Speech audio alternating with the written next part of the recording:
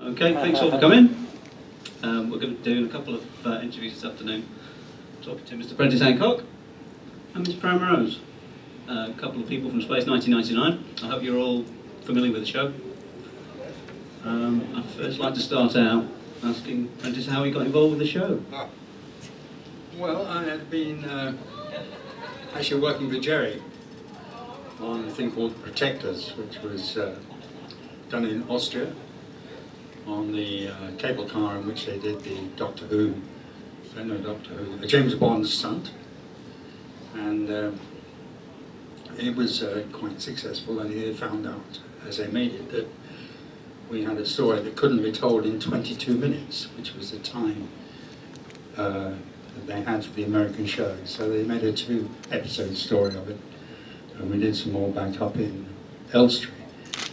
At the same time, I was going to do another one, playing an assassin, and Space came up and they asked me if I'd be in Space, and I said yes. It being the most sort of expensive show being made at the time, did you feel sort of, you know, this is it, it's going to be a big time? I walked onto the set, which was, I suppose, about the size of this, probably a little bigger than this room, which is big for a film set. This sort of square, if you like, was main mission, and then beyond that it opened out into Koenig's office. And I walked on and I said, we could be doing this in wheelchairs one day. And the other Alfred, whose name was Lon Satin, I think, who was a bit naughty with the ladies and didn't last for more than 2 minutes, he said, yes, we could. And blow me, 40 years later, here we are. Yes, we've also got Pam Rose with us as well, who also worked on the series. What are your memories of it? You were more sort of a background character, but... I was a background character, and I was chosen to be one of the command centre crew.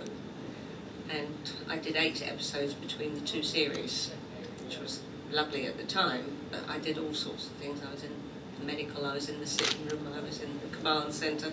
So had all the different outfits, which I wish I'd have kept, because today it might be worth a few bob and I wouldn't be able to fit in it.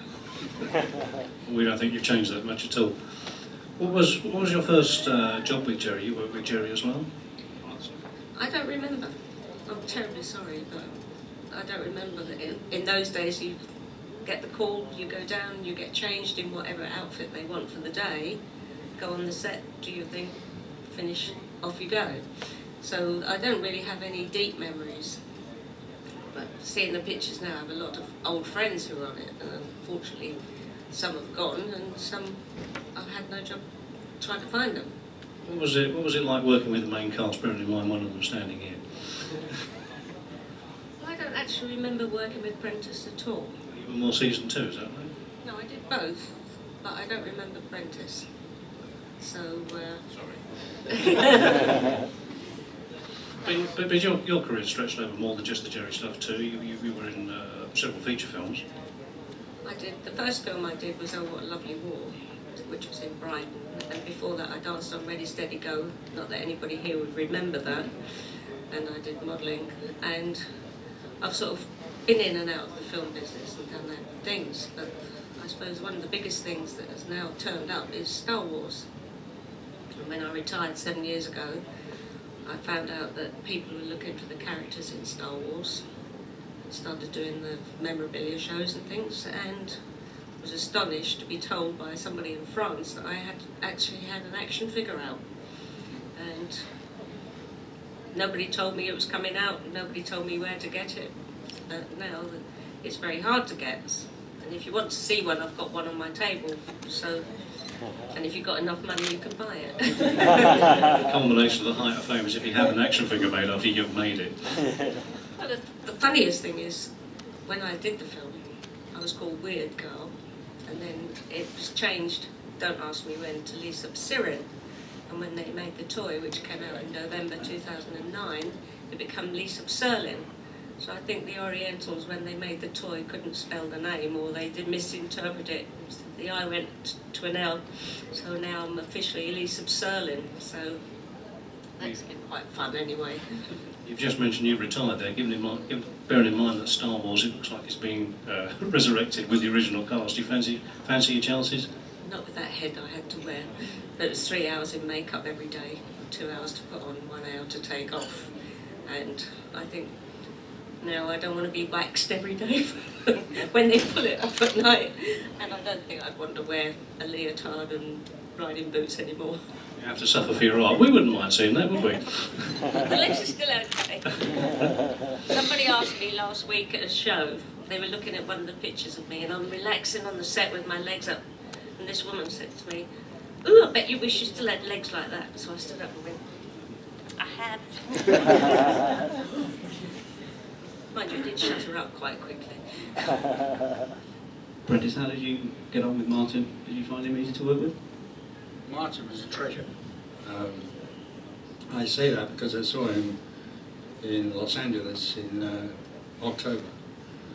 He turned up unexpectedly and did about 2 hours on stage, and he was just spectacular. I was caught on film saying hello to him as I saw him originally, and I just saw this man and I said, "Hi, Commander," without thinking.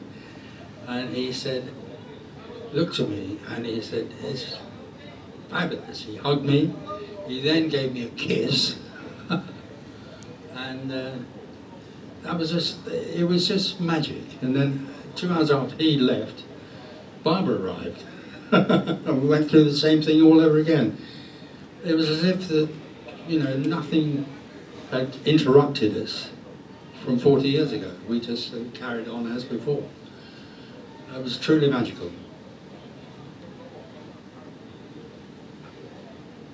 Well, I was going to say there's a well documented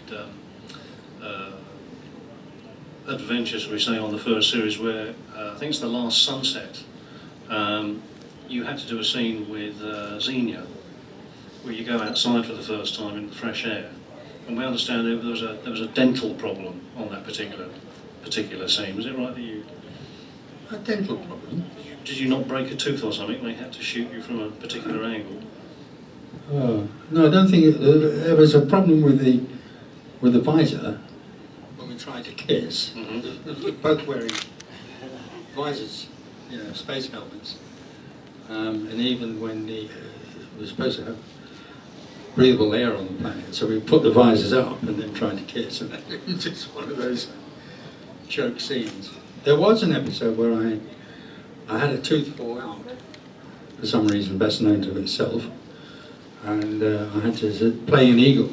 I don't know, had to be filmed from one angle rather than another, but there was no problem really.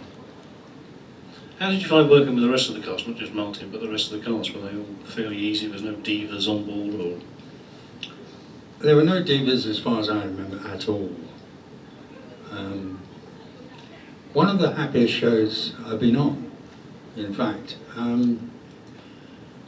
I get rather sick and tired of people who are always looking for problems. Did you get on with so-and-so? In my experience in the business, it's been one of the easiest ways of life and people getting on together I've ever met. And there was none at all. Both Martin and Barbara were sheer professionalism. Barry Morse was a professional. And the regular cast, everyone got on. And on, through 24 It's episodes. nice to hear. I don't remember any divas there either.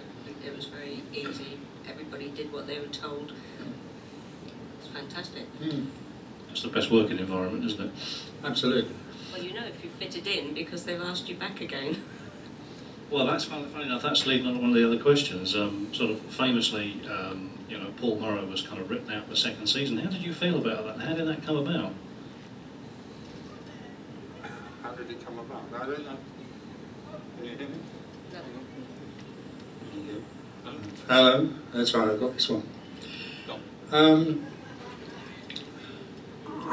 I don't know how I felt, because I was sitting at home one day in 1976, that hot summer. Phone went, and it was Nick saying, "Where the hell are you?" And then I put the phone down on Nick, and phone went again. It was Xenia. "Where the hell are you?" And then I realised that they were doing.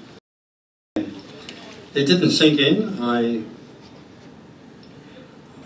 I look back on it now and I think, well, I was covering up quite a lot, because obviously it was a big blow not to be asked to do the second series.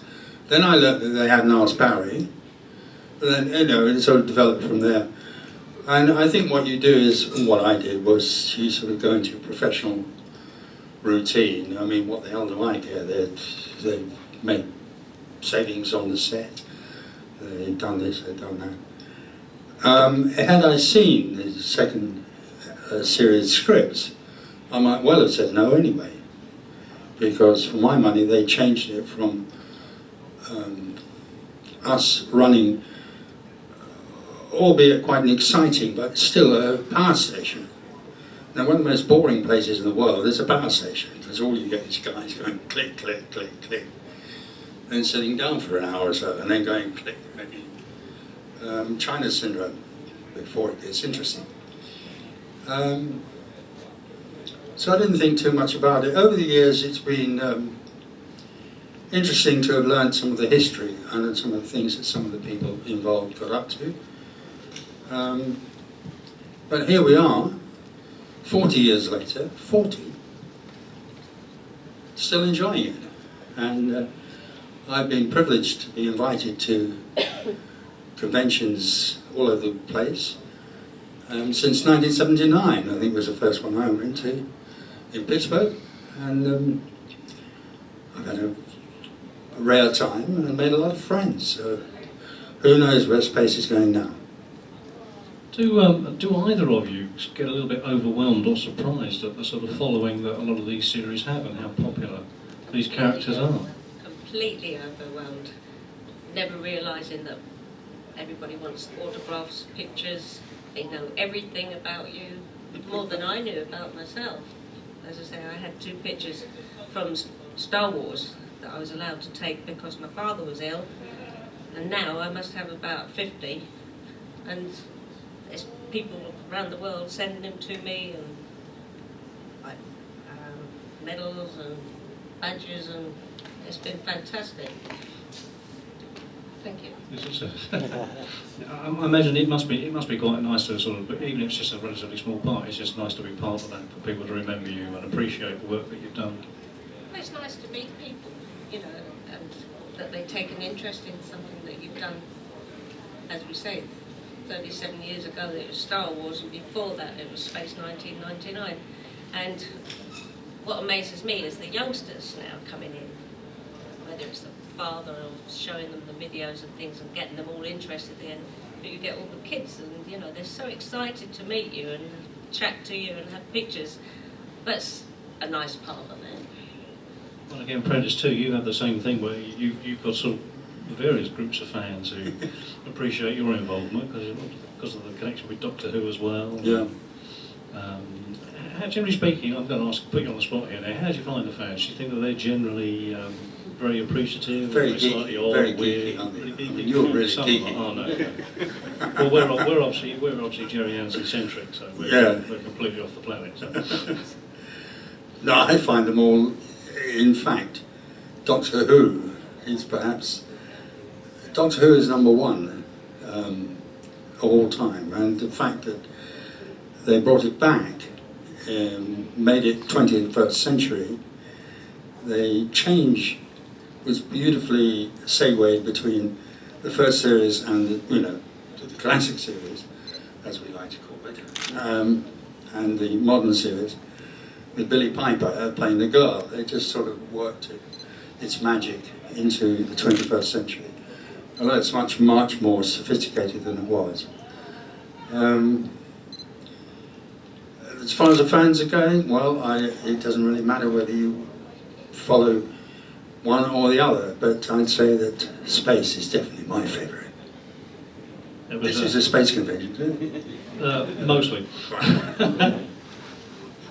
I was going to say, you obviously with Doctor Who and with Space 1999, but you've obviously appeared on a lot of other TV series as well. I mean, how long had you been jobbing before this? Had you been sort of acting for long before you got involved?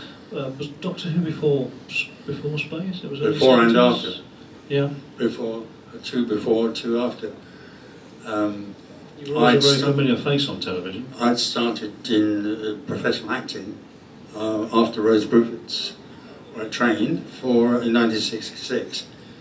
So this started in 73 until 75, longest show I'd ever been on. But I don't know, when I went to Los Angeles, there were 160 covers sold for the convention. At the same time, I noticed that there was a London convention, first time ever, of that other thing, Star Trek, or what was it called? They had 30,000 that year. 30,000. So I think this is smaller, more refined, more a nicer breed of person together.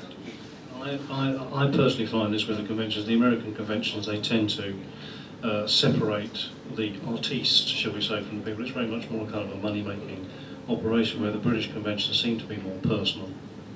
Do you like the fact that the British generally treat you more like a human being in the nicest possible way? Yes. Yeah, I have sat in the Bluebird Cafe, in the King's Road, it's around the corner from where I live. I would never normally go there because it's a tourist attraction and it's for tourists only. And I was with a singer called Tim Rose, who died a couple of years ago.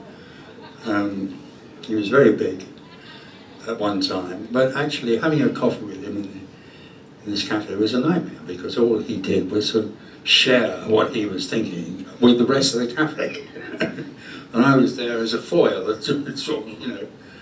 And really, what he said had nothing to do with real life, but that was Tim on show, doing his American thing. Do you find you get recognised when you're out on the street? Do you get bothered by people, or they generally sort of, like, you sense that they recognise you, but they're polite enough to sort of not bother you?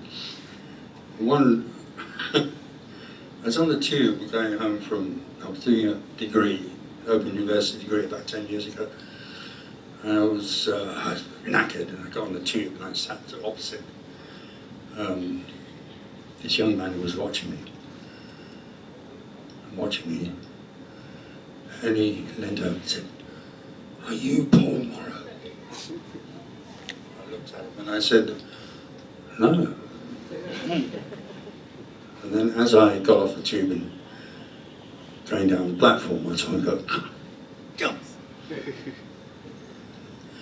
Didn't tell him I was Prentis Hancock. I was going to say the same question for you, Pam. I mean, did you get recognised for your roles in Star Wars? No. Not at all? I'm sorry, I didn't mean to ask the question, I'm sorry. Well, now my head has gone down and I've got hair on it, so I'm very grey, so nobody would recognise me. Maybe the eyes, but I don't think so. Can we ask if anybody's got any questions? Yes, that's the point, yes, ask it. Sorry, where you're monopolising on It's this. supposed to be a question and answer session, actually, isn't it? Okay. Yeah, if anybody's got any questions, Do a we've roving got mic. a chap Do in. a roving mic. You work the crowd out and I'll do that, I'll do the stage, go on.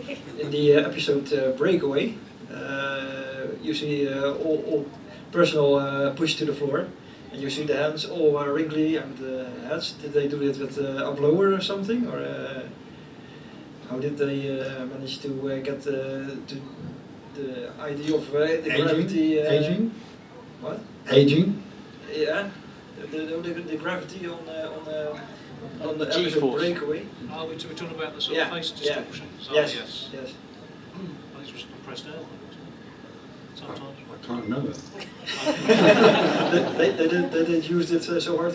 Space 1999. Yes, yeah. In the first episode, the moon breaks out of orbit, and you see all personal lay down on the ground, being forced to the ground. No, it's just acting. Yes. Skill performances, isn't it? Also the wrinkling of the skin and so. That you I don't remember all this wrinkling of the skin. I don't think that was Brit. I've got it now. It's not. Well, if you say so, yes. Okay. Okay.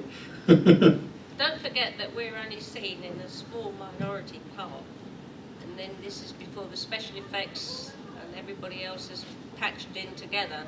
So if I work in the command centre, I don't have a clue about what is happening with the rest of the episodes. Okay. So, you know, and we don't see all the special effects, things like that. Yeah. So how they do things, Yeah. a lot of it we don't know. Okay. Anybody else? Questions? To both of you really, how many other jobs have you had kind of in the business? I imagine you've probably both had quite a few, but I'll leave you to tell that. Well, I've done about 400 different things, but I've been in and out of the business. I've been an air hostess, I qualified as a chef, I've done modelling. A casino in London for about 20 years, and this I retired 7 years ago, and this is how come I've started doing the conventions. So I joined my old agency and she got fan mail, which was like, what? Because as I said, I was more of an extra. I did small parts, but more of an extra than an actor. So that's how it all started. Did you ever sort of aspire to being seen more than you were, or were you just sort of content to be the extra? The idea of to be a good extra, we were called background artists, and the idea was to be seen nowhere. Because at the end of the day, when you went to be paid off, I said, were you seen? No. Right, 7 o'clock tomorrow morning. The next person, were you seen? Yes, I was sitting next to the artist. Not tomorrow. So you try to keep in the background so that you can be seen in the restaurant or walking down the road or in a car. It was more of a job than to be famous sort of thing. I'd actually back that up because there was one or two extras who, on the BBC, became very, very prominent, and they soon stopped working. So actually, a good extra was one who kept themselves to themselves at the back of the crowd if they really wanted to work. Anybody else? Here.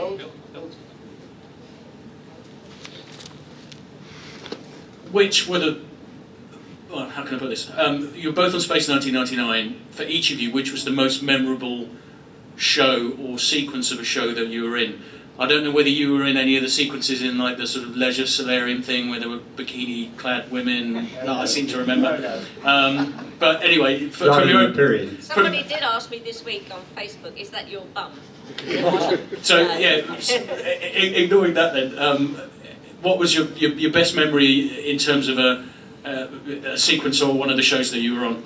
I don't have a sort of a memory that stands out. You know, we just went in.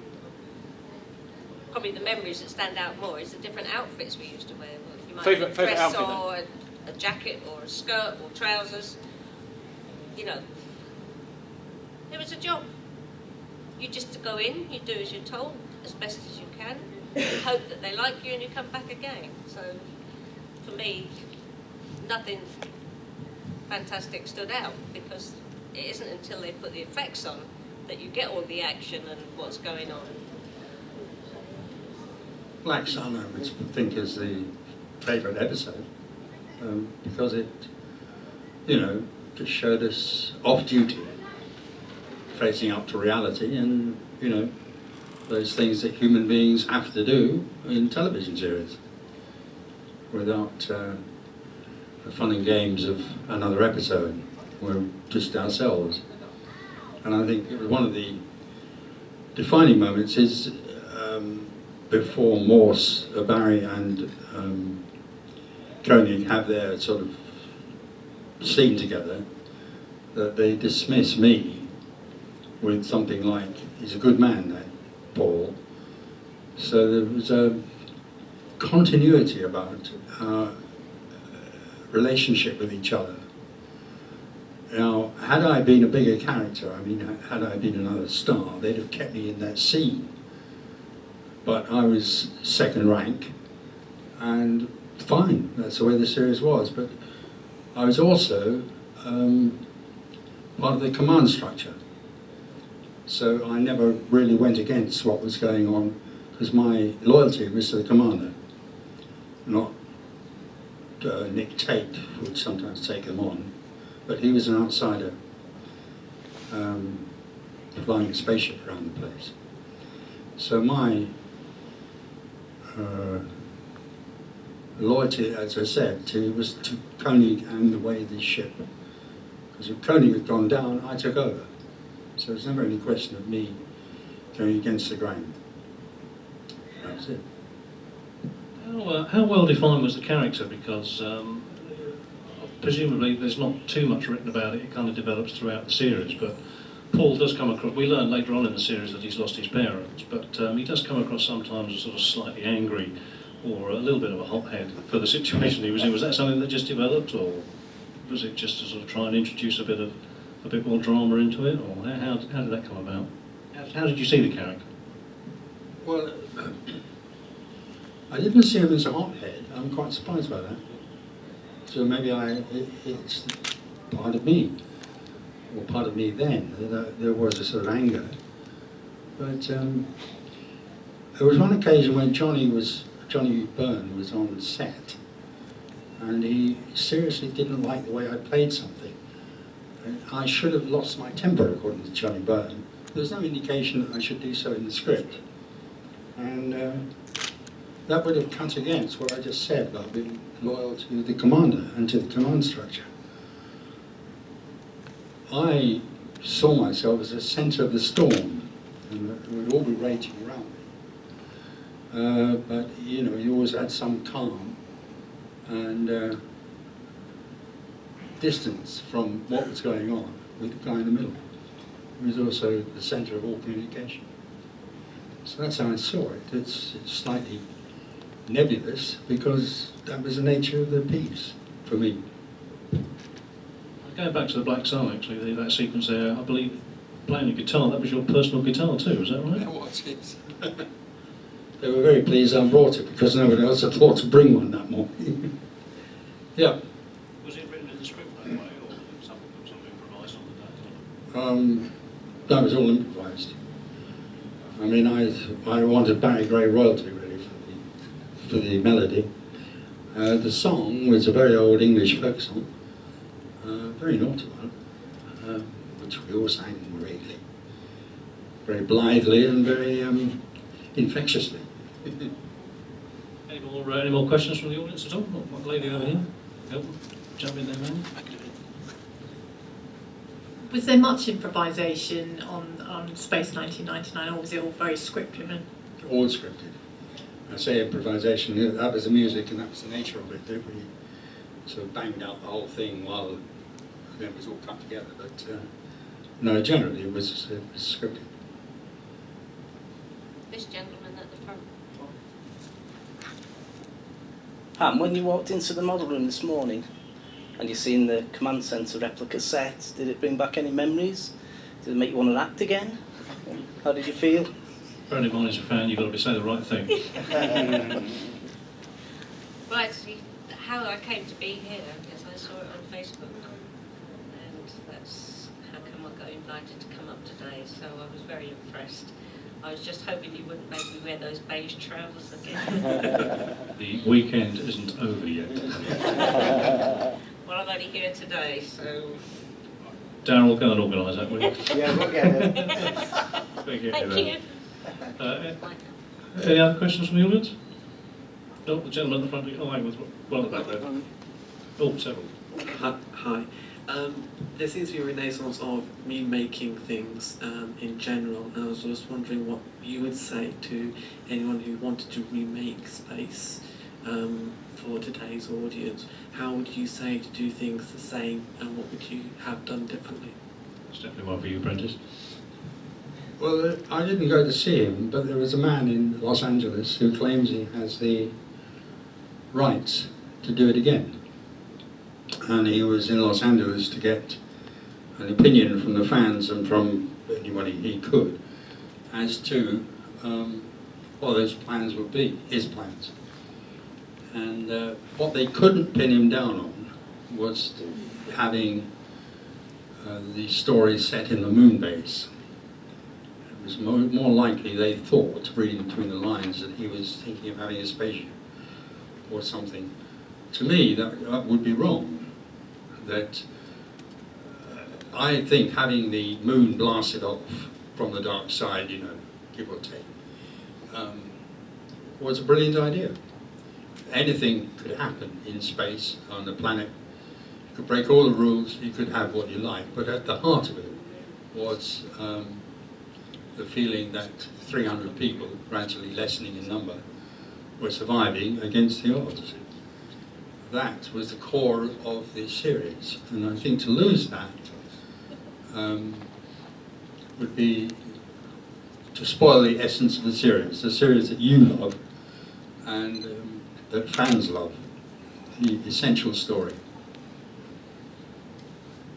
The gentleman behind you. Thank you very much. First thing I wanted to say was, to Prentis, I saw your character the way you saw it. If that's any consolation to you, I think the gentleman next to you didn't quite see it the same way, but I totally get what you said there. What I was wondering was, would anybody agree with me? I love Space in 1999, it's my favourite programme, but even as a 10-year-old, once switched from Series 1 to Series 2, and characters just ditched, and then brought in from absolutely nowhere, audience are expected to accept that. And little things like wearing jackets, and I know it's a daft thing, where there weren't them before. I must admit, even as a 10-year-old, I felt my intelligence was being insulted a little. Was this to do with Fred Freiberger being brought in? Yes. I mean, he, to his credit. Would you agree with me that it was a little naughty to do that thing? Sorry? Would you agree? As to say, even as a 10-year-old, I felt a bit, I'm not thick. Why have you ditched some of my favourite characters and brought in people who were clearly not on the base before for the previous 20 odd years? Unfortunately, he passed about 9 years ago. So. He did turn up in, I forget where, somewhere in America, at one convention to justify his position, to defend it. A very angry group of fans really tore him apart for what he did. He was a jobbing producer, out of work, because Abe Mandel said, why are we using him if he's free? Because if he's free, he's not working, therefore, why are we working with him, But he came over and he seemed to take the show over. He did. At one time he picked up the phone and he said, we want monsters on the show. So monsters they had 2 weeks later. Monsters because Hollywood wanted monsters that week.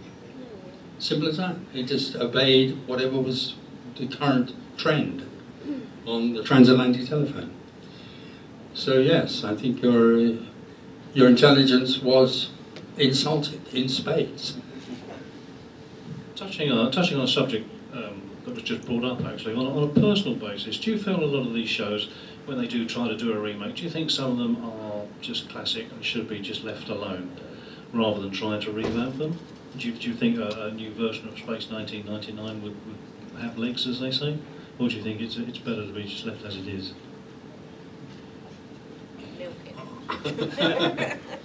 Yeah, I think that is an answer, milk it. And I think the other answer is, it's 40 years since that production was made. There's no way you can replicate it. And the second series doesn't replicate the first. If it doesn't matter to you between the two series, it doesn't matter. So fine, do it again. But it will be, I could be Admiral of the Fleet or something, It would be difficult to blend in Martin and Barbara. You could, but it would be a very strange thing to do. 10 years ago we tried to come up with a format in New York that would cover it as we came back on a slingshot. Xenia was sending out SOS messages, and Martin and Barbara would be sort of in charge, and then we'd have a second series in which I was in charge, and our children were populating the crew and took over into a weekly or a bi-weekly television series. Quite a big undertaking. That was 10 years ago. Today, we've got this man who came to Los Angeles with an idea. He must have spent some money. He must have put some money Granada's way to have the rights to do it.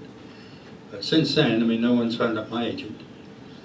And until there's that call is made, I don't know anything about it, really. Okay?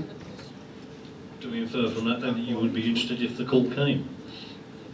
Yes. It's better than that. Other than the opportunities to be employed, but I Yes, mean, yeah. you'd like the idea of it as well. I thought it would depend entirely on what the offer was. Okay, this Chris, gentleman. just got time for one more question each, apparently. One more, okay. This gentleman. So this is actually a question for both of you. I was, I think, 5 years old when I watched Space 1999, the first series, when it was on its first release. And previous to that, I'd seen sort of repeats of UFO. My mother didn't want me to watch it because the costumes were a bit risque. And the only reason she let me watch it because Peter Gordino was in it, and she really liked Peter Gordino. Anyway. I was really amazed by I wasn't really into fashion at 5 years old, and I was really amazed by the costumes. I know a guy called Rudy Gernreich designed them. I don't know whether it was a big deal at the time, but you know, the flares and the Cuban heels and everything. What was your impression of the way all the, you know, the different types of uniform and the costumes that you had on the show? What was your impression of them at the time? Well, one impression I've got is that all the costumes I wore were comfortable, having done lots of other things. Like when you do period stuff, when you've got corsets and bustles and petticoats and things like that. It was all very comfortable, and it wasn't wool, so it didn't itch. So that was what I remembered. Yeah, it's difficult because the first year there was less variation in costumes than there was in the second series. There was something about it when you saw it all brand new and a bit like Metropolis or one of those television series or films. Always in science fiction you find that they put you in a costume which everybody looks the same, and that is fine, but it's hard doing 24 episodes like that, because in real life you want to be able to undo your shirt, you know, roll your sleeves up, do something. So actors rely on being able to change their appearance in that way. Black Sun, there was a good example of wearing polo necks underneath the space costume because it was getting cold.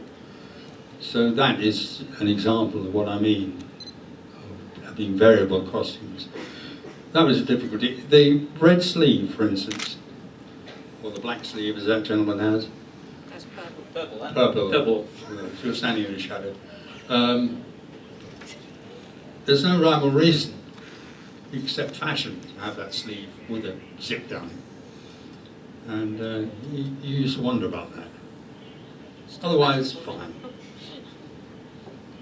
Okay. We got time for one more question, or are we going to cut it there, or I think that- anybody No. else? No, That's about it. Sorry, it. right. Well, ladies and gentlemen, please show your appreciation. Oh, hang on. Sorry, very quickly. There's one at the back. There's one troublemaker at the back here. Go on. Aha. Make It's a it woman. real quick. We know this one. Do you still stay in contact with the other actors from Space 1999? Or are you a bit distant? It's not a case of being distant. It's quite amazing, actually. Somewhere I have all their numbers. And when I need them, I find them and I ring them up. And it tends to be, 20 years can go by between. It's acting. You share a dressing room with somebody you haven't shared a dressing room with for 20 years, and you pick up on where you were, and you carry on from there. I sat in a dressing room one day with Dale Honeycutt and about 3 actors, older actors, who I was younger than, and they were going through every film they've been in since 19 whatever, and they suddenly remembered that it was last week they worked on a horror movie together in the same place. He'd been through 30, 40, 50 years of history of British filmmaking to get to that knowledge that they worked together the week before. Thank you very much. Well, I think that really is it. Yes, so we show our appreciation, please, for Pam, Rose and Prentis.